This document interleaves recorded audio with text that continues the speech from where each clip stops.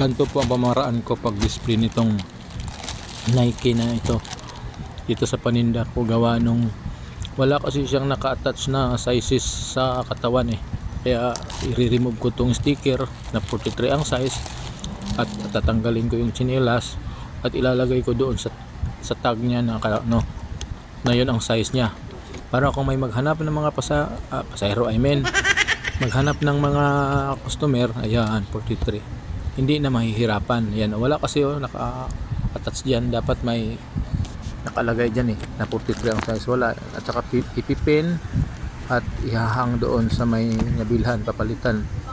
Yan, ihahang. Ito kasing sandal na to mabinta ngayong taon na to. At pangalawa, may isang mamurahin ito at iyan siya ay mamahalin. Ang mamurahin niyan ay walang tatak sa ilalim. Ang tatak na sekreto niyan ganito ay. Pag bumili kayo niyan sa wag kayo basta bili. Ang titingnan nyo dito. Oh, wala kang makitang pangalan. Yan.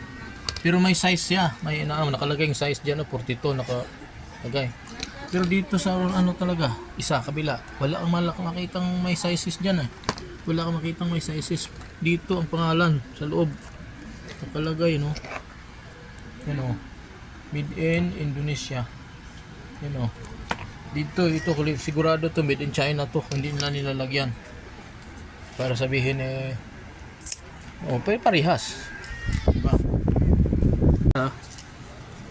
Parehas na parehas talaga, pero tingnan mo yung kulay. May kulay niyan Pag itong parang orange, yun, medyo local yan. At saka kita nyo naman yung texture katulad nito, pulang-pula. Pula yan wala, makinis talaga. Yan lang palatandaan yun makinis na makinis, pero parehang mukha. Nakahanga yan dyan, 3.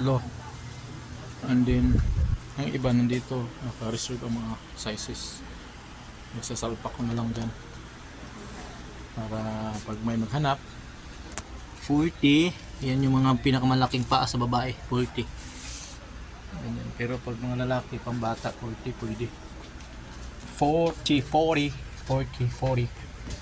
Yan yun.